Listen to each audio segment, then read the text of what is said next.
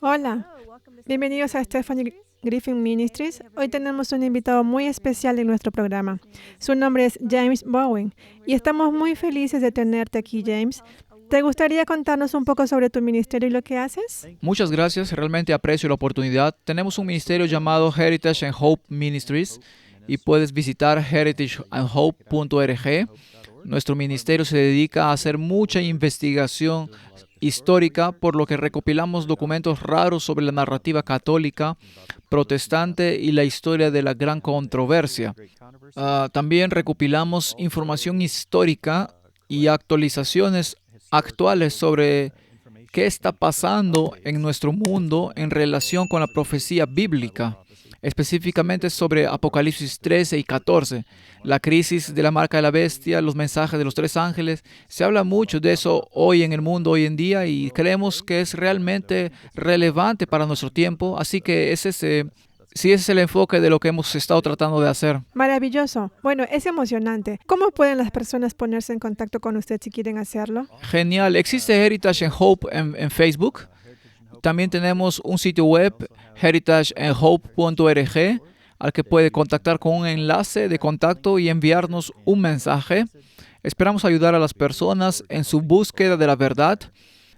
Hay un par de formas sencillas de comunicarse con nosotros en las redes sociales. Maravilloso. También pondré esos enlaces en los comentarios para futuras referencias. Hay una razón particular por la que me comuniqué contigo, James, para este programa. Acabo de terminar un programa con Leo Sagami, a quien puede que conozca o no, estoy segura de que sí, pero para nuestra audiencia, si no han visto este video, esta entrevista, los animo a que lo hagan. Está en el canal de mi ministerio, en la pestaña en vivo. Lo que hizo fue establecer la presencia jesuita. Fue entrenado por los jesuitas, fue iluminista, hizo todo tipo de cosas en esas sociedades secretas y ha salido y está escribiendo libros al respecto. Acaba de terminar su 12º libro. Fue entonces cuando me enteré de él y pensé, qué gran oportunidad para llegar más allá de la audiencia a la que suelo llegar. Entonces nos hizo una entrevista y de lo que hablamos fue básicamente establecer el hecho de que los jesuitas básicamente gobiernan casi todo lo que está sucediendo y que hay dos papas diferentes, básicamente tres. Me gustaría tu opinión sobre eso más tarde y luego lo que está sucediendo en la sociedad hoy en día, que está dirigida por los jesuitas, que es impulsada por los jesuitas. Ahora, queremos hablar de estas cosas, pero solo a la luz de la profecía bíblica. Y es por eso que te traje, porque tienes un profundo conocimiento de la profecía bíblica. Como dijiste, Apocalipsis 13, 17, etcétera. Y estas son verdades importantes para nuestros tiempos. No es solo que los jesuitas existen y los jesuitas tienen una gran influencia en lo que está sucediendo, sino por qué es eso y qué necesitamos saber. Sabemos a quién necesitamos conocer, que es Jesucristo, pero necesitamos ser preparados para el fin de los tiempos y entender lo que estamos viviendo en estos tiempos. Tengo un versículo bíblico que pensé que serviría de trampolín para hoy. Sé que normalmente son versículos más oscuros, pero sentí que debido al contenido tal vez debería aligerarlo un poco y eso está en Daniel 10:21, donde dice, pero yo te declararé lo que está escrito en el libro de la verdad. Esto es lo que queremos hacer hoy, revelarles la verdad para que estemos preparados para el fin de los tiempos. Y esa visión de la que hablaba es para hoy. Debemos entender el Apocalipsis para hoy. Así que, James, comencemos. Sí, Te di una lista completa de puntos. De hecho, te dejaré tomar las riendas y seguir con lo que tienes. muchas gracias. Sabes, Apocalipsis 14 habla de 4 advertencias. Habla de los peligros y problemas en Babilonia. Comienza en Apocalipsis 14:6. Vi volar por en medio del cielo a otro ángel que tenía el evangelio eterno para predicarlo a los moradores de la tierra, a toda nación, tribu, lengua y pueblo, diciendo a gran voz: temed a Dios y dadle gloria, porque la hora de su juicio ha llegado, y adorad a aquel que hizo el cielo y la tierra, el mar y las fuentes de las aguas. Otro ángel le siguió diciendo: ha caído Babilonia, la gran ciudad, porque ha hecho beber a todas las naciones del vino del furor de su fornicación. Y el tercer ángel lo siguió diciendo a gran voz: si alguno adora a la bestia y a su imagen y recibe la marca en su frente o en su mano, él también beberá del vino de la ira de Dios, que ha sido vaciado puro en el cáliz de su ira, y será atormentado con fuego y azufre delante de los santos ángeles y del Cordero. Y el humo de su tormento sube por los siglos de los siglos, y no tienen reposo de día ni de noche los que adoran a la bestia y a su imagen, ni nadie que recibe la marca de su nombre. Así que hay una advertencia aquí, una advertencia severa sobre Babilonia y sobre la marca de la bestia, y que se ha convertido en un albergue de todo espíritu inmundo y ave inmunda y aborrecible. Un gran contraste comparado con la pureza de la paloma. Vemos en el bautismo de Cristo al Espíritu Santo, este sistema lleno de espíritus inmundos, llenos de iniquidad contraria a la ley de Dios. Y entonces parte de la investigación de lo que he hecho es tratar de rastrear en Apocalipsis 14:12. Vemos un grupo de personas. Aquí está la paciencia de los santos, los que guardan los mandamientos de Dios y la fe de Jesús. Y entonces una de las cosas que nuestro ministerio ha tratado de hacer es rastrear la historia de aquellos que guardaron los mandamientos de Dios y tuvieron la fe de Jesús. Una de las maneras en que podemos ver esto a lo largo de la historia es en la señal de la obediencia o la señal de la verdadera adoración.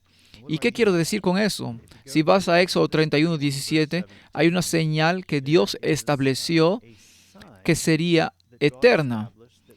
Éxodo 31:17 dice: señales para siempre entre mí y los hijos de Israel. Porque en 6 días hizo Jehová los cielos y la tierra, y en el séptimo día cesó y reposó. Ahora, quizás estén al tanto de algunos concilios tempranos donde comenzamos a ver que la verdadera señal de Dios se erosiona y se reemplaza. Así que un ejemplo de un concilio temprano sería el concilio de la Odisea. De hecho, tengo una diapositiva aquí que compartiré con algunos de los canónigos de ese concilio. Este es el concilio de la Odisea, y están viendo aquí aproximadamente a principios del siglo IV. Una de las cosas que leemos aquí es que los cristianos no deben judaizar descansando en el sábado, sino que deben trabajar ese día, más bien honrar el día del Señor, y si pueden descansar como cristianos, pero si alguno es hallado judaizando, que sea anatema de Cristo. Ahora, una de las cosas que creo que es interesante aquí es que no es solo que había que guardar el domingo. Por supuesto, eso se introdujo, sino que eventualmente hubo una prohibición contra obedecer a Dios en la situación y santificar su día de reposo. Y así, con el tiempo, esto se fue infiltrando cada vez más en la iglesia cristiana. De hecho, este fue un tema muy controvertido. Tengo algunos ejemplos de eso aquí. Así que este es el canon cuarto del concilio de Narbonne en el año 589. Ningún hombre libre, nacido o esclavo, gótico, romano, sirio, griego o judío hará ningún tipo de trabajo en el día del Señor. Por supuesto se refieren al domingo aquí. Tampoco uncirán ganado excepto de necesidad. Si alguien se atreviese a hacerlo, y el libre nacido deberá pagar al magistrado 6 solidi, y el esclavo recibirá 100 azotes. Por lo que se instituyó la coerción para tratar de promulgar una señal alternativa al verdadero día de reposo de Dios. ¿No es eso interesante? Vemos que se está agitando y hablando de ello de nuevo. Incluso recientemente ha habido bastante discusión en las noticias sobre el día de reposo. Una vez más, está volviendo al primer plano de la discusión. Y con un poco de coerción, obligándolos a pagar a sus empleados tiempo y medio o doble tiempo en el trabajo de los domingos. Exactamente. ¿Sabes? Es interesante. Mucha gente no se da cuenta de lo candente que fue este tema durante la Reforma. Tengo una copia aquí de algunos de los concilios y cánones, uno tras otro, aquí. Londres En 1237 después de Cristo, todo clérigo debe prohibir a sus feligreses frecuentar los mercados el día del Señor y salir de la iglesia. Budapest en 1279, los feligreses deben asistir a misa en su propia iglesia parroquial todos los domingos y festivos. Y 1286, los sacerdotes deben, bajo pena de suspensión, notificar a su obispo sobre el trabajo servir realizando los domingos. Así que como puedes ver, uno tras otro, concilio tras concilio, durante cientos de años hubo prohibiciones contra el trabajo los domingos. Ahora, voy a retroceder un segundo aquí, solo para decirles lo que estoy leyendo. Este libro aquí mismo, la Sacrosanta Concilia. Este es un registro de los concilios sagrados y fue publicado por dos jesuitas, Philip Lave y Gabriel Cossart. Así que es casi... Lo comparo con la versión jesuita del conflicto de los siglos. Imagínense que el conflicto de los siglos contara desde el lado de los jesuitas. Este es su... Ahora, obviamente los jesuitas llegaron mucho más tarde en la historia que algunos de estos primeros concilios que estás viendo. Surgieron después de Ignacio de Loyola. Pero sin embargo, están escribiendo la historia de los concilios de Roma aquí y puedes volver a sus obras. Y de hecho tenemos los 18 volúmenes de la Sacrosanta Concilia. También puedes encontrarlos digitalizados en Google. Pero es muy interesante ver la historia de lo que hizo Roma. Fueron más allá en términos de coerción. Aquí vemos en el concilio de Basilio, en 1434, una especie de primer ajuste de cuentas para la identificación universal. Así que en realidad eran aquellos que, estamos hablando de los judíos aquí, deben ser obligados bajo severas penas a usar alguna prenda con la que puedan distinguirse claramente de los cristianos. Para evitar que se excedan, deben ser obligados a vivir en áreas de las ciudades y pueblos. Así que Roma quería que estas personas se agruparan en guetos. Querían que usaran algún tipo de marca distintiva, así como una cruz de oro, no una cruz de oro, una estrella de oro. Algo que vemos en Alemania más tarde, ¿sí? Pero además los domingos y otras festividades solemnes no debían atreverse a tener sus tiendas abiertas ni a trabajar en público. Así que esta era una táctica de larga data de Roma para identificar claramente a sus enemigos y atacarlos. Tengo que pensar en los cristianos y específicamente en el contexto de los adventistas. Hemos sido llamados a vivir en el campo. Y mirando hacia atrás en la historia, puedo ver aquí cómo la táctica de Roma ha sido intentar utilizar las ciudades como un medio de coerción en su estrategia, y para evitar coerciones como esta, ¿no es interesante cómo se supone que debemos vivir en el campo? Realmente lo es. Nunca lo consideré en ese contexto antes, principalmente porque no sabía que los obligaban a vivir en las ciudades. Sí, es una vieja táctica que usaban como un medio de control, como medio de monitoreo, como un medio para obtener información, etc. Ahora se ha vuelto tan malo que puedes echar un vistazo aquí mismo en los anales de Roger de Joven, y este manuscrito en particular es del Corpus Christi College en Cambridge. Puedes leer aquí que Guillermo el Conquistador, de hecho, una de las cosas que tenía prohibida era comprar o vender cualquier cosa los domingos. Así que era una de las cosas que Roma hizo para intentar proteger el domingo. Pero además, Guillermo el Conquistador fue incluso a un grado mayor. Hizo que toda la tierra de Inglaterra fuera tributaria del pontífice romano y no permitió que nadie bajo su poder comprara o vendiera nada que fuera encontrado desobediente a la sede apostólica. Así que si eras encontrado desobediente a Roma, no podías comprar ni vender. Me recuerda a Eclesiastés, donde leemos que no hay nada nuevo bajo el sol. ¿Recuerdas ese texto? Sí. Eclesiastés 1:9, lo que se ha hecho se volverá a hacer. Lo que se ha hecho se volverá a hacer porque no hay nada nuevo bajo el sol. Este poder instituyó no comprar ni vender para los herejes que fueron encontrados desobedientes a Roma. Tendrá una herida mortal que sanará, y mirando hacia atrás en la historia, se puede ver que había una pena de muerte. De hecho, incluso en la historia temprana de Estados Unidos, en 1612, en la colonia de Virginia, la tercera pena por quebrantar el sábado era sufrir la muerte. Así que para mí es un poco aterrador ver, al menos hasta tal punto que hoy vemos a nacionalistas cristianos abogando por la tradición en la historia estadounidense para recuperar las leyes azules. Porque una de las cosas con las que estas leyes azules estaban asociadas eran con sanciones muy severas. De hecho, incluso se establecieron comités de vigilancia para intentar rastrear a las personas que pudieran ser vistas quebrantando esas leyes e instituir persecución contra aquellas personas que quebrantaran la ley del sábado. Así que es muy interesante lo que estaba sucediendo. ¿Puedo retomar un comentario que hiciste? Adelante. Mencionaste algo sobre que estaban siguiendo la tradición, ¿verdad? ¿Quién era la señora? Sé que usted sabe esto, así que no creo que lo esté poniendo en aprietos. ¿Quién era la señora que intentaba impulsar las leyes azules para la observancia del domingo o algo así en la escuela? De todos modos, ella estaba presionando mucho y el senador o quien quiera que la estuviera presionando le hacía preguntas, le preguntaba por qué y dónde. Y ella seguía volviendo a, bueno, no dijo tradición, pero esto es parte de nuestra historia. No puedo dar una respuesta bíblica. Dijo, oh, es parte de nuestra historia. Sí, así que creo que estás pensando en... Bueno, hay dos que me vienen a la mente.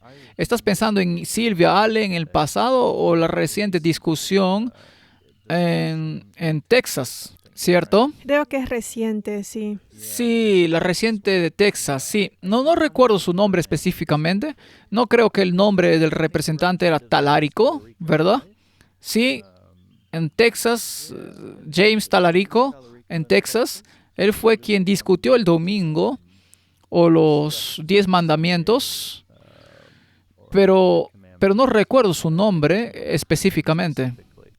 Solo que históricamente fuimos fundados en esto. Ella nunca pudo ir a la Biblia y dar una respuesta bíblica que se le estaba pidiendo. Candy Noble. Candy Noble, el representante de James Talarico, demócrata de Austin, y la representante Candy Noble, republicana. Así que hay un video de eso en línea, pero sabes que está muy basado en la tradición. Y de hecho, una de las evidencias de eso es que si vamos al concilio de Trento, puedes ver aquí mismo que hubo una gran discusión en Roma porque los protestantes habían traído un gran desafío a Roma. El desafío era, basamos nuestras creencias en solo la Escritura. Sola la Escritura. Era el clamor y Roma tenía que contrarrestar eso, y la forma en que lo hizo en el Consejo de Trento fue realmente decir, todos estos protestantes que guardan el domingo no son en realidad solo Escritura. En realidad están, si guardan el domingo, en realidad reconocen nuestra autoridad, porque después de todo, el domingo era evidencia, según Roma, evidencia de su capacidad para cambiar y alterar la ley de Dios. Así que arguyó que si ella pudiera probar eso, entonces los protestantes básicamente no eran más que rebeldes. En realidad no eran lo que decían ser, que eran creyentes de la sola Escritura. Y entonces la estrategia aquí fue presentada por el arzobispo Gaspar del Faso, y esto fue fuertemente respaldado por los jesuitas en el Concilio de Trento, pero él fue y predicó un sermón el 18 de enero de 1562 hablando sobre el día de reposo. El día más glorioso en la ley ha sido cambiado al día del Señor. Estos y otros asuntos similares no han cesado en virtud de la enseñanza de Cristo, porque Él dice que ha venido a cumplir la ley, no a destruirla, pero han sido cambiados por la autoridad de la Iglesia. Así que esto era evidencia de la autoridad de Roma. Y solo para dar una idea de lo candente que fue este tema en la Reforma, ¿recuerdas el ultimátum que dieron los príncipes al emperador Carlos V?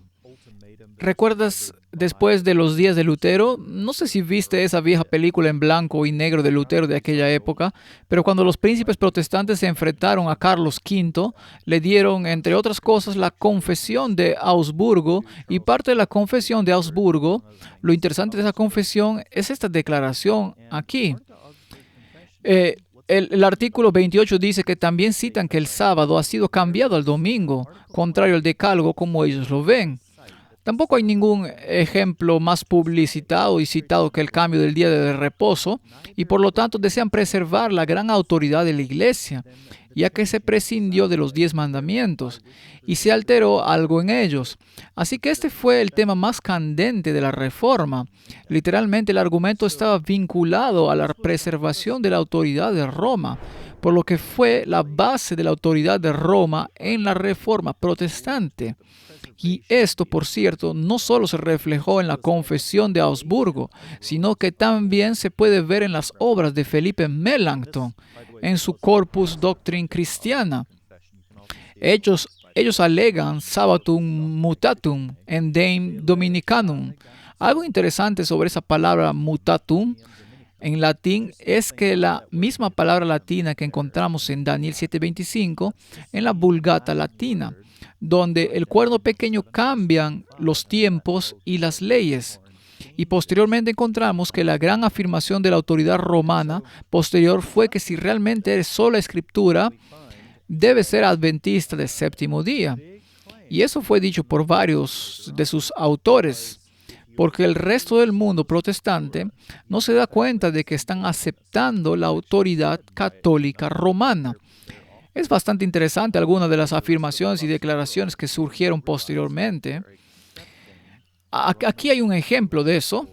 Nuestro visitante dominical en Omaha, Nebraska, dijo que la mentalidad protestante no parece darse cuenta de que al aceptar la Biblia, al observar el domingo y celebrar la Navidad y la Pascua, aceptan la autoridad del portavoz de la Iglesia, el Papa. Y uno de los ejemplos de declaraciones que hicieron fue, y de hecho tenemos una copia de este libro aquí mismo, si la Biblia es la única guía, en otras palabras, si eres sola escritura para el cristiano, entonces los adventistas del séptimo día tienen razón al observar el sábado con los judíos. Ahora tenemos algunas imágenes de ese libro. Y una de las cosas que me parece interesante es que continúan afirmando, en los tiempos apostólicos, dicen que la Iglesia Católica estableció el domingo como día de descanso para honrar la resurrección de nuestro Señor en ese día y para distinguir claramente al judío del cristiano. ¿No es tan interesante el lenguaje que usan para distinguir claramente? Se remonta mucho al lenguaje que encontramos en Apocalipsis al hablar sobre marcar, porque aquí hay otros ejemplos de algunas de las declaraciones que hicieron. El domingo es una institución católica y sus afirmaciones de observancia solo se pueden defender con principios católicos. De principio a fin de las Escrituras, no hay un solo pasaje que justifique la transferencia del culto público semanal del último día de la semana al primero. Tenemos, ¿sí? Lo siento, es tan claro y la gente todavía no piensa mucho en ello cuando lo lee. Sí, y puedes ver la lógica del Concilio de Trento filtrando. La gente piensa que la Escritura debería ser la única autoridad, sola Escritura. En otras palabras, debía convertirse lógicamente en adventistas del séptimo día y santificar el sábado. Los adventistas del séptimo día tienen razón al acusar a otros protestantes de inconsistencia que hablan de cualquier obligación de la observancia del domingo mientras rechazan la autoridad de la Iglesia Católica. Y este argumento aquí es fundamental para el Concilio de Trento. Este fue precisamente ese argumento el 18 de enero de 1562, donde hablaban de las inconsistencias de los protestantes y de que el sábado no fue cambiado por la autoridad de Cristo, sino sobre la autoridad de la Iglesia. Y por eso es muy interesante cómo esto ha establecido el conflicto final, como podemos ver en la profecía bíblica. Hay algunas declaraciones adicionales, por ejemplo, de Juan Pablo II, donde la asamblea dominical es el lugar privilegiado de unidad. Es el escenario para la celebración del Sacramentum Unitas, que marca profundamente a la Iglesia como un pueblo reunido. Y así sucesivamente se puede ver en el catecismo aquí mismo, El pan bendito es un pan santificado que se distribuye en la misa dominical como una marca, y la observancia de la misa dominical se convirtió en una marca de un católico practicante. Sin embargo, lo que es interesante es la antigüedad de los protestantes, que reconocen la conexión de la marca signo. ¿Qué antigüedad crees que tiene la comprensión de la marca o señal conectada con el día de reposo? Al menos en la historia protestante. Apocalipsis está conectado en Apocalipsis cuando Juan estaba vivo. Sí, eso es muy cierto. Desde muy atrás, por supuesto, pero en la historia protestante, una de las cosas que me sorprendió que volviéramos a 1530, en realidad incluso en el entendimiento anabaptista. Dame un segundo para retroceder. Vamos a retroceder aquí a través de Lutero. Estoy retrocediendo históricamente mis notas para... veamos, aquí vamos. Este es Andreas Fischer. Este manuscrito en particular es de Valentin Kraut, que era un católico romano, pero responde a Andreas Fischer y habla de los argumentos de Fischer. Fischer dice que enseñó que el sábado de la tabla era una señal junto con las otras, por lo que debe poder significarse y testificarse. Por lo que es fascinante ver que los anabaptistas en realidad comenzaron a reconocer esta conexión entre el sábado como señal de Dios, y luego, en última instancia, también reconocieron el domingo como la señal de Roma. ¿Puede explicarlo rápidamente y simplemente, anabaptista versus bautista? Los anabaptistas eran los que usaban la palabra ana, que significaba añadir o adicional. Por ejemplo, eran conocidos por bautizar de nuevo, y la razón de esto es que comenzaron a comprender que la fe salvífica debía preceder al bautismo. En otras palabras, debes creer y luego ser bautizado. Porque si te bautizaban sin tu consentimiento como un bebé, no valía nada. Y lo que sucedió es que tenían a sus bebés que podrían haber sido bautizados por la iglesia romana, y los bautizaban de nuevo. Así que los anabaptistas bautizarían de nuevo porque se dieron cuenta de que, esperen, realmente necesitan crecer. Así que si pueden imaginar ese principio de necesitar dar su consentimiento, necesitar dar vuelta en U y creer, estas personas eran muy partidarios de la libertad religiosa, y porque va de la mano, si tienen que dar su consentimiento. Si necesitas arrepentirte y ser bautizado, entonces hay un elemento de consentimiento ahí, un elemento de libre albedrío, y entonces pueden ver que ese principio se desarrolló más adelante en su pensamiento. Así que eran muy partidarios de la libertad religiosa. Gracias. Lo cual está en marcado contraste con el catolicismo romano, que los rocía como bebés, ahora son católicos sin opción. Exactamente, una de las formas, sí, y una de las formas en que podemos ver eso reflejado, incluso por ejemplo, en algunos de los valdenses, fue que lo llamaron una obra del anticristo que apela al poder secular, y por lo tanto para ellos creían en una separación de la iglesia y el Estado en los escritos valdenses, que fueron una especie de precursores de algunos de los anabaptistas también. Bien, gracias. Aprendí mucho. Una cosa que desarrollaré aquí es esta comprensión de la conexión con la marca de la bestia, aquí en la discusión del sábado, y podemos ver cómo esto ocurrió más tarde. Por ejemplo, aquí hay un trabajo de John Lavington, y puedes ver aquí mismo que leemos en Apocalipsis 14 sobre una doble marca de distinción. Algunos tenían la marca de Dios y del Cordero en sus frentes, otros la marca y la insignia del anticristo. Es decir, alguna señal pública por la cual se sabía a quién pertenecían. Ahora, Dios dice aquí que Él haría que la debida santificación del sábado fuera su marca e insignia o señal por la cual se pudiera saber si alguien le pertenece o no. Ahora, esta idea fue copiada por otros. Se puede ver a Peter Chamberlain, un médico de la corte, que le escribía al arzobispo Sheldon sobre los pequeños cuernos triples coronados. Entonces, estaba hablando de Daniel 7:25, una vez más haciendo la conexión entre el cambio de los tiempos y las leyes, que al ser descubierto cuáles tiempos y leyes son. Buenos consejos que se pueden tomar de aquellos ángeles que se aparecieron al amado discípulo Juan y para borrar y escapar de la marca de la bestia y regresar a la observancia de las leyes de Dios. Así que el amado discípulo Juan, esos son los mensajes de los 3 ángeles que acabamos de leer. Y Thomas Tillam, otro que pensó de manera similar, el cambiador de los tiempos y las leyes, dice qué acusación recae sobre Cristo en otras palabras. ¿Cristo cambió su propia ley, que es la presunción apropiada del anticristo? ¿No es esta la marca de la ramera para cambiar los tiempos de los santos? Y habla sobre la gloriosa conquista cristiana sobre esa marca de la bestia y la recuperación de largamente despreciado séptimo día a su antigua gloria. Hola, gracias por ver.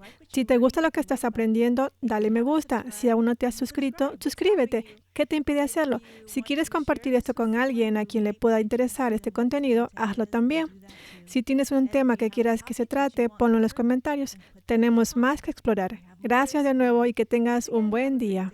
Le siguió George Carlo, que lo llamó la marca de la ramera Babilonia. Y puedes ver otras diapositivas, tengo muchas más.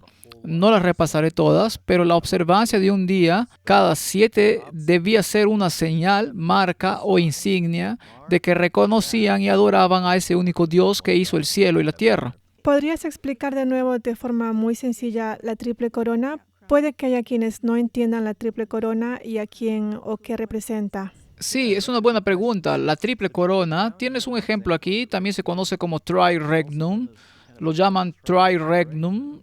En realidad se remonta incluso a las enciclopedias católicas, reconocen su origen persa, pero quienes estudian arqueología, de hecho, si van a algunos museos, pueden ver que se remonta a Siria o Babilonia, y específicamente, si quieres buscar algunos ejemplos, puedes buscar las estelas de Saradén o la cuenca de Asur, por ejemplo.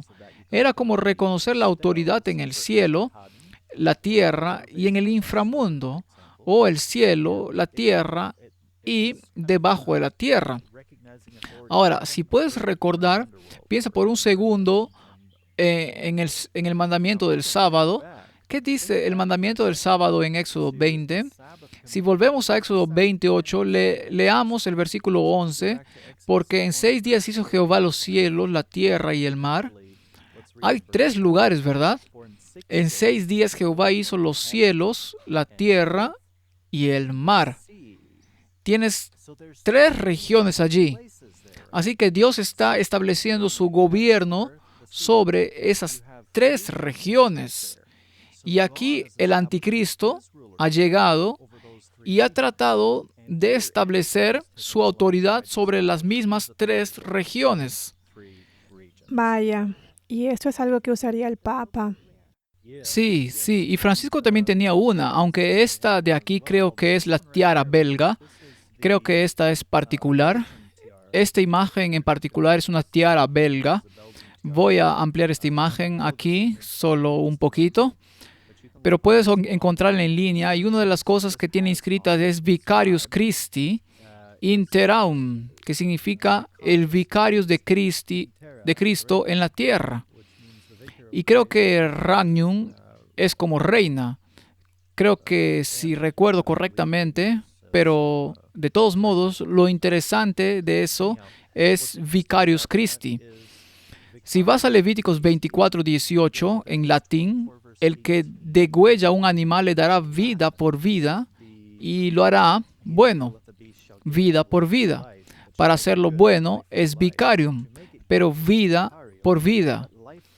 Cuando miras la Septuaginta, por ejemplo, encontrarás la palabra anti.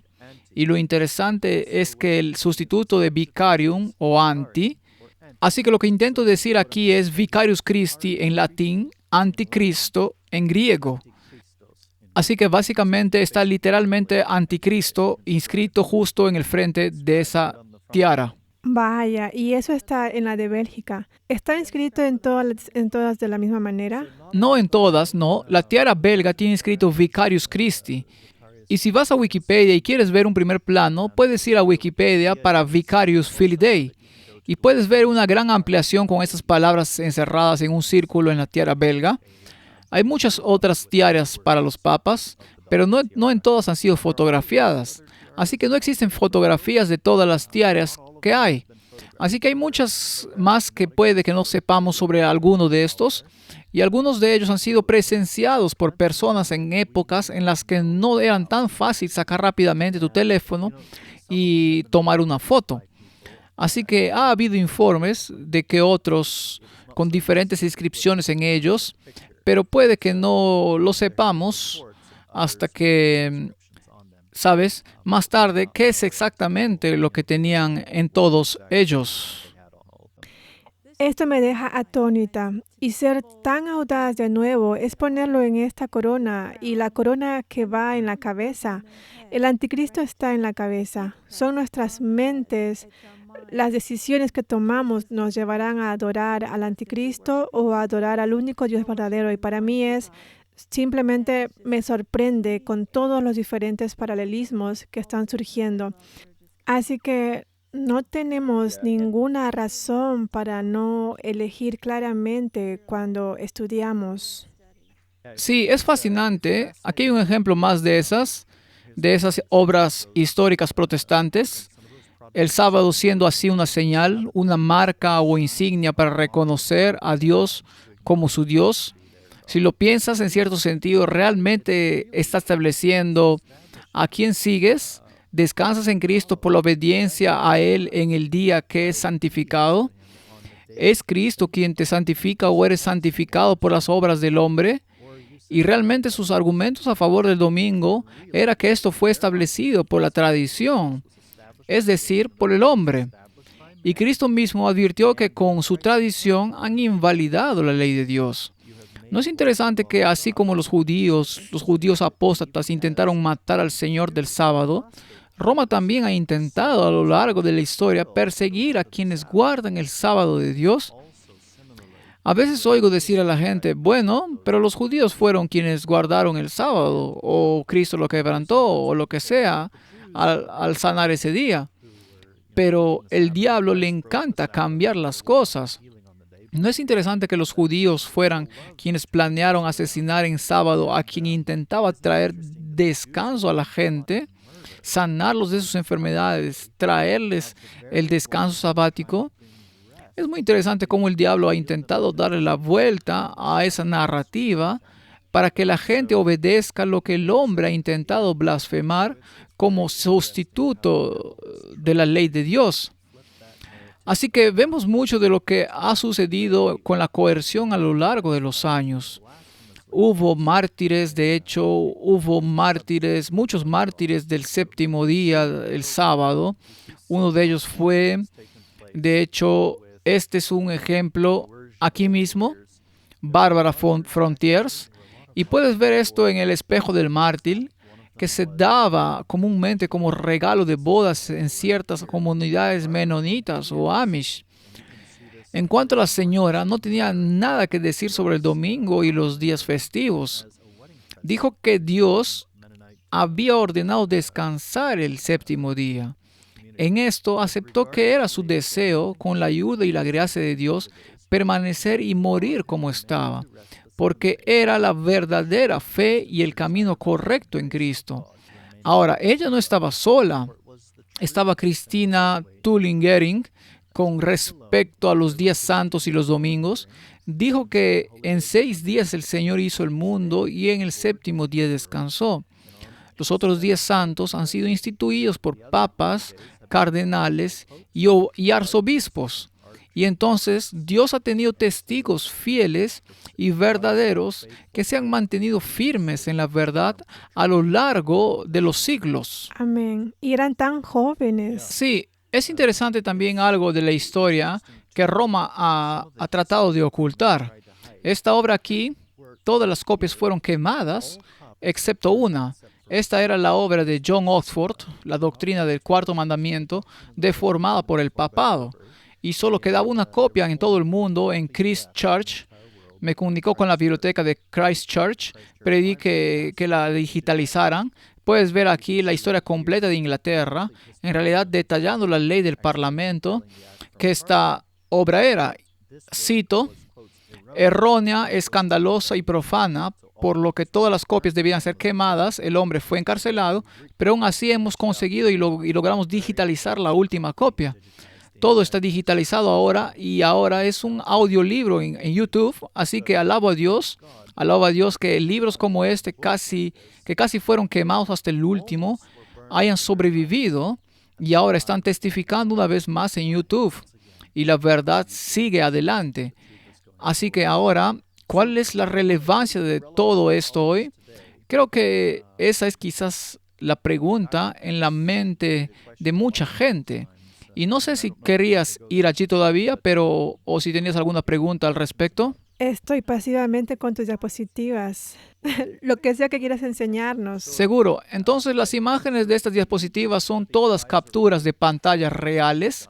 Normalmente las publico como una especie de memes, por así decirlo, en las redes sociales junto con los enlaces para que las personas los vean por sí mismas, y los fondos generalmente son generados artificialmente. Así que solo para proporcionar un poco de ilustración digital, la imagen de fondo es una ilustración digital, pero todas estas son capturas de pantallas reales de los libros, y de hecho tenemos copias reales de varios de los libros que mostramos algunas de estas piezas de historia. Pero ha habido mucha discusión sobre el sábado aquí recientemente. ¿Has visto alguna discusión en los últimos años? En los últimos años, solo un pequeño video de YouTube que sigue apareciendo. ¿Y es ella de Arizona? Una mujer dijo que todos deberían estar en la iglesia el domingo. Sylvia Allen, sí. Así que comencé a observar muchos de los movimientos para el descanso dominical en los últimos años, específicamente alrededor del año 2020. Por supuesto, tuvimos la pandemia que se extendió en ese momento, y una de las cosas que me sorprendió fue que a nivel mundial, en medio de la pandemia, hubo muchas naciones que comenzaron a hablar sobre los confinamientos dominicales. Se puede ver dónde los infractores del domingo en Tamil Nadu, por ejemplo, fueron arrestados. Se puede ver cómo Filipinas tuvo confinamientos, y por lo tanto se ha discutido mucho sobre los confinamientos dominicales. En realidad vi alrededor de 500 artículos de noticias, y para darles una idea, este es un pequeño clip que preparé con una recopilación de todos esos artículos de noticias que hablan sobre el descanso dominical, y ahora hay nacionalistas cristianos que están hablando de sí. Vamos a hacer esa ley, haremos esa ley, y entonces hay un movimiento que busca recuperar esto y ponerlo en el centro de la discusión. Tengo curiosidad. Adelante, lo siento. Estaba pensando, Trump trajo una nueva oficina a la Casa Blanca. ¿Qué es? ¿Religiosa o algo así? Libertad religiosa, sí. Sí, con Paula White. Sobre eso tienes al Papa León. Creo que ha hecho 2 o 3 comentarios sobre el domingo de descanso o algo así. Sí, y sabes que su nombre era tan interesante porque la última vez que tuvimos un Papa León XIII, fue en 1888, y en ese periodo de tiempo lo que estaba sucediendo en los Estados Unidos era que de hecho se introdujo la ley dominical Blair, o el proyecto de ley Blair, y fue un adventista del séptimo día quien se presentó ante el Congreso de los Estados Unidos para defender la libertad religiosa y defender la libertad religiosa. Y por eso es interesante que León XIV, que ahora es el actual Papa, eligiera su nombre como referencia a León XIII. Una de las grandes cartas o grandes encíclicas de León XIII fue la encíclica Rerum Novarum, que en realidad abogó por el descanso dominical y habló específicamente sobre el descanso dominical. Creo que puedo tener una copia de esa encíclica aquí. Esta es Rerum Novarum, donde del verso 41 dice que de esto se sigue la obligación de cesar el trabajo y la labor los domingos y días y ciertos días festivos. El descanso del trabajo no debe entenderse como un mero ceder a la ociosidad, mucho menos como una ocasión para gastar dinero y para la indulgencia viciosa como muchos quisieran que fuera, sino que debería ser un descanso del trabajo santificado por la religión. Así que continúa hablando sobre el descanso dominical. Así que es muy interesante ver que León XIII era muy partidario del domingo y ahora tenemos a León XIV que está en el poder. Sí. También es interesante, en 2022, este fue el doctor Chad Pecknold, quien habló en la Universidad San Franciscana de Steubenville y abogó por el descanso dominical. Estoy seguro, bueno, puede que haya mucha gente por ahí, no sé si se escucha el audio cuando reproduzco el clip. ¿Escuchas ese audio? No, no lo escucho. ¿Está bien? Sí, normalmente funciona bien en Zoom para eso, pero de todos modos este es un clip. Aquí puedes echar un vistazo en línea para la Universidad San Franciscana de Steubenville. Uno de los copresentadores para eso fue J.D. Vance, quien es el actual vicepresidente. Así que la persona que puso esto, Zorre Amari, también es un defensor de las leyes azules. Es alguien que me bloqueó en Twitter. En realidad, porque me opuse a él en alguno de los impulsos de la ley azul, pero sí, editor de Catholic Tribune, y definitivamente todos están trabajando juntos en cierto sentido para impulsar en esta dirección. Y hemos visto aquí recientemente a personas como Jonathan Berry, y lo congelaré. Así que esta fue una discusión en 2023, en el momento estadounidense, donde aboga por las leyes azules. Está Jonathan Berry allí mismo. Jonathan Berry es actualmente el candidato para el puesto de procurador laboral bajo el gabinete de Trump y de hecho acaba de dar testimonio ante el Comité de Salud, Educación, Trabajo y Pensiones la semana pasada. Su votación real para la sesión ejecutiva tendrá lugar este jueves a las 9:30 de la mañana. Así que potencialmente veremos una votación sobre su nominación avanzando, creo, hasta la confirmación completa del Senado. Pero él es el autor del capítulo 18 del proyecto 2025 y el proyecto 25 aquí bajo el Departamento de Trabajo y agencias relacionadas. Ha hablado aquí mismo sobre una iniciativa para que el Congreso fomente el descanso comunitario modificando la ley de normas laborales justas para exigir que a los trabajadores se les pague tiempo y medio por las horas trabajadas en el día de reposo ese día. Sería el domingo por defecto, excepto para los empleadores con una observancia religiosa sincera de un día de reposo en un momento diferente. Así que, por ejemplo, de viernes a sábado, al atardecer, ahora suena bien, ¿verdad? Quiero decir, suena como si estuviera haciendo una exención de libertad religiosa, ¿verdad? Suena así, pero creo que he leído otros. Sí, bueno, ya sabes, el problema con esto es que en realidad se remonta a 1888, cuando se aprobó la ley Blair en los días del Papa León XIII y todos los demás intentaron de manera similar dar a los adventistas una cláusula de exención si los ayudábamos a aprobar el proyecto de ley.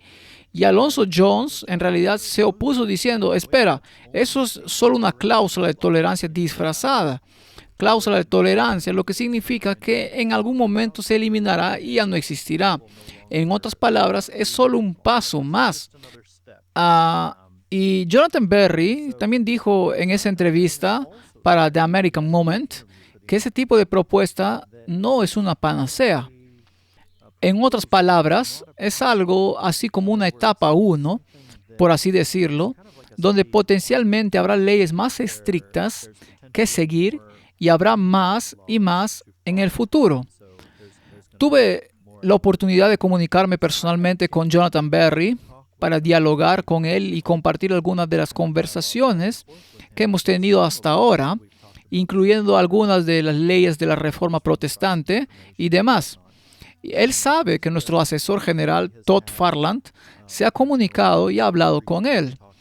Creo que también hay otros, pero hay una necesidad ahora, incluso, para comunicarles a nuestros senadores la historia de lo que ha sucedido en torno a esto en tiempos pasados. Estoy de acuerdo. Quiero decir, se supone que debemos hacer oír nuestra voz en cosas como esta. Sí, es interesante hoy en día, simplemente viendo lo que está pasando, incluso en Twitter. Hay mucha gente hablando de las leyes azules dominicales en Twitter, así que estamos empezando a ver que se agita con más frecuencia. Aquí hay algunos ejemplos de lo que es una amenaza para la civilización occidental que no recibe suficiente atención, la falta de leyes azules. Ahora, lo que es interesante es que estamos viendo esto específicamente entre el tipo de católicos tradicionalistas más radicales en particular, lo que me recordó por un segundo, creo que mencionaste algunas cosas sobre el Vaticano II. ¿Cuál era tu comprensión del Vaticano II hasta este momento? Sé que tuviste algunas conversaciones con otras personas con experiencia en eso, quizás en esa área de la historia. ¿Cuáles fueron algunas de las cosas que aprendiste sobre el Vaticano II? Bueno, mi experiencia con el Vaticano II proviene de un punto de vista ecuménico porque estuve involucrada en los ejercicios espirituales de Loyola y la formación espiritual y en la iglesia emergente. Así que lo estudié desde esa perspectiva y básicamente no fue un cambio en la doctrina, sino una suavización del lenguaje como hermanos separados para traer a las ovejas de vuelta al redil.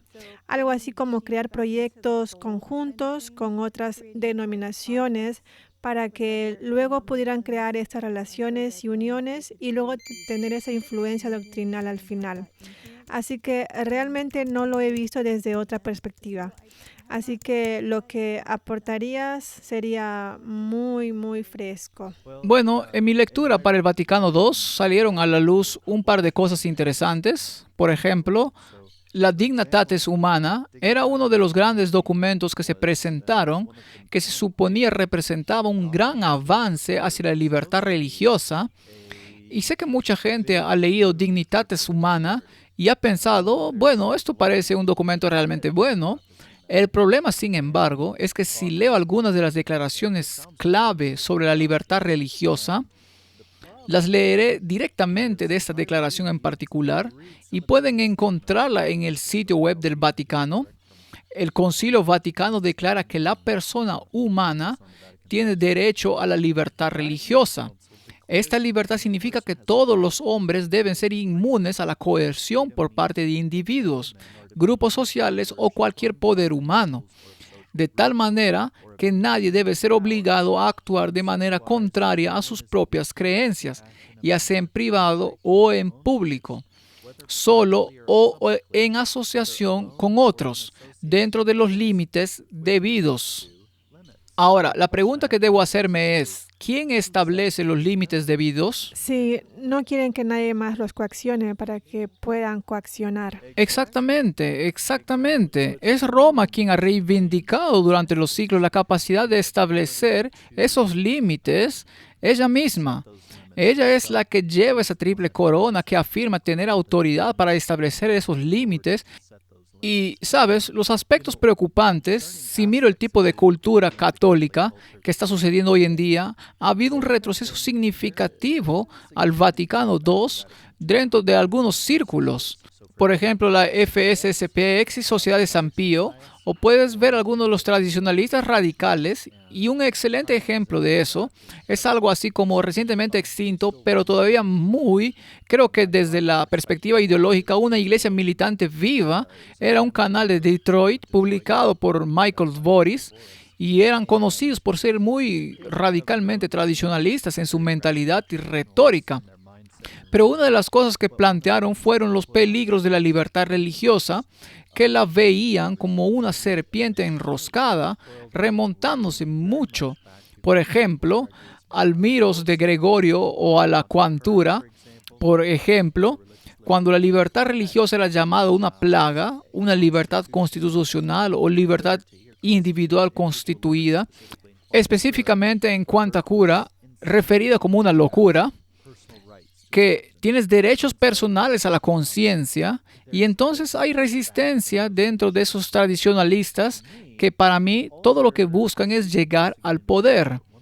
Una vez que lleguen al poder no van a tener ningún problema en instituir leyes que violen conciencia, porque para ellos entienden y reconocen o rechazan abiertamente el Vaticano. Dos, si ellos lo entienden como en algún sentido establecer la libertad, o reconocerán mucho el lenguaje dentro del Vaticano II, con la excepción de cláusulas como esa, como un medio para decir, bueno, nosotros somos los que establecemos los límites debidos, por lo tanto, podemos violar la conciencia. Así que la puerta está abierta allí, en lo que a ellos respecta, para entrar y legislar el poder. Vaya, entonces, ¿dónde? Quiero decir, ¿qué le decimos a alguien que acaba de aprender todo esto?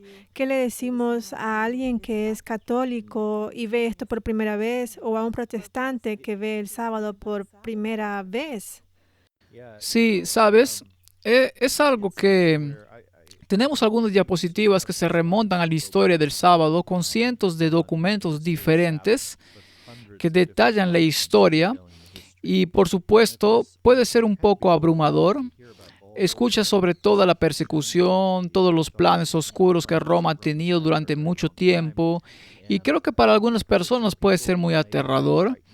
Puede ser una especie de... ¿Cómo respondemos a esto? Hay un poder que está dispuesto a perseguir y lo ha hecho en el pasado y está ganando poder de nuevo. ¿Qué hacemos? Y la respuesta, creo que proporciona paz, que proporciona esperanza, es volver atrás y buscar en el Evangelio, estudiando el mensaje del Evangelio sobre cómo Cristo ha guiado en el pasado. Vemos ejemplos a lo largo de la historia de aquellos que defendieron la verdad. Piensa en David enfrentándose a Goliat. Todo Israel tenía miedo. Tenían miedo cuando vieron venir a este gigante, y sin embargo, David sabía que tenía una relación con Dios, que podía enfrentar a ese gigante y ponerse de pie en nombre de Dios en esa batalla, y así sucesivamente. Los protestantes tienen una larga historia que lidiar con la persecución en el papado, pero reflejando el carácter de Cristo. Una de las historias que nos encanta contar es la de un anabaptista que rechazó el bautismo infantil llamado Dork Williams.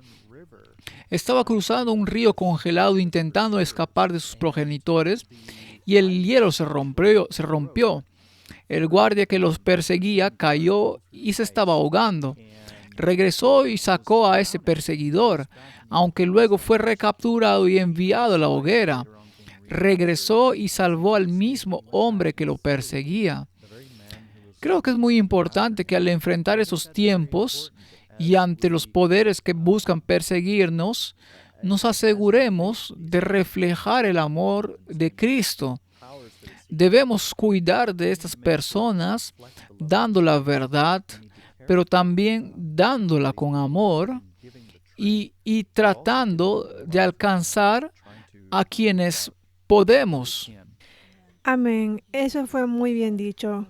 Quiero volver al versículo que mencionaste cuando comenzamos, Apocalipsis 14, básicamente 6:12. Los mensajes de los tres ángeles. Apocalipsis 18 nos dice, salid de ella, pueblo mío. Dios tiene un pueblo en estas iglesias, en estas sociedades secretas, en estas otras religiones. Sin embargo, ignora nuestra ignorancia, pero luego quiere que lo adoremos en espíritu y en verdad. Y cuando descubrimos la verdad, ese es un llamado. Apocalipsis 14:12 dice en línea con lo que acabas de compartir.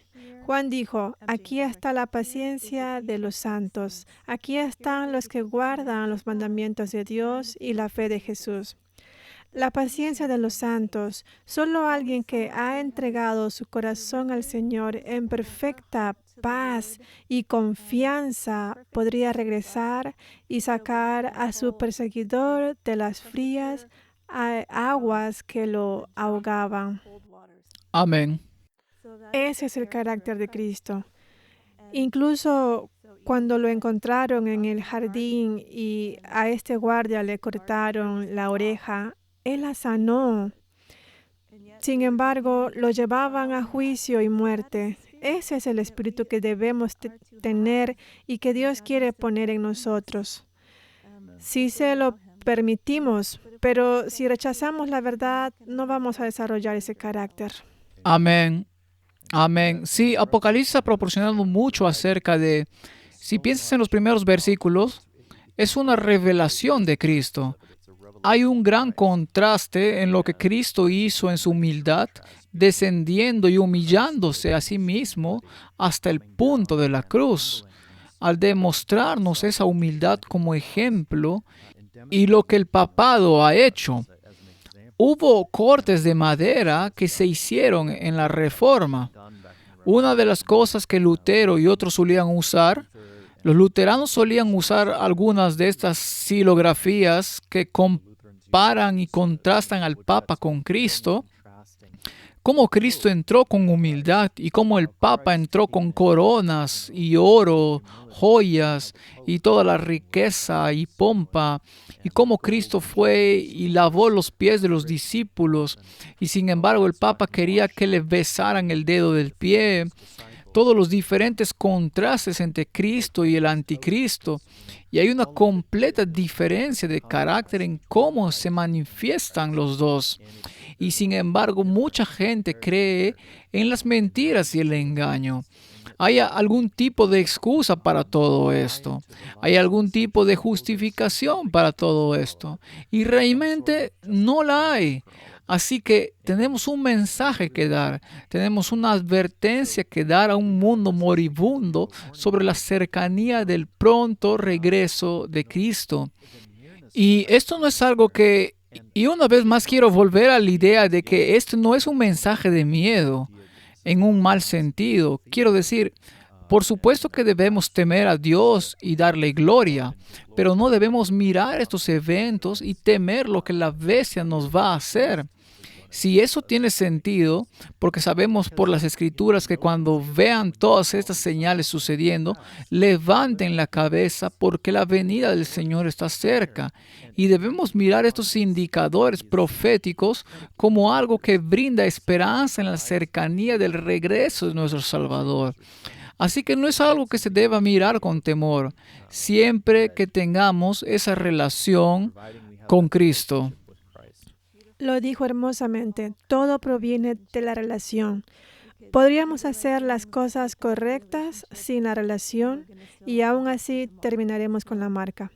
Así que Dios quiere una relación y por eso envió a su Hijo. Dio todo lo que pudo dar por nosotros. Amén. Solo pide nuestros corazones. Amén. Gracias, James. Esta ha sido una presentación increíble. Espero que regreses. Tengo una agenda. Está bien, está bien. Muchas gracias. Gracias. Y recuerden todos, el nombre de su ministerio es Heritage. Heritage and Hope Ministries, sí. Heritage and Hope. Y eso es lo que nos has dado hoy, James, tan hermosamente. Está bien. Esperamos verte de nuevo y que Dios los bendiga a todos. Hasta la próxima.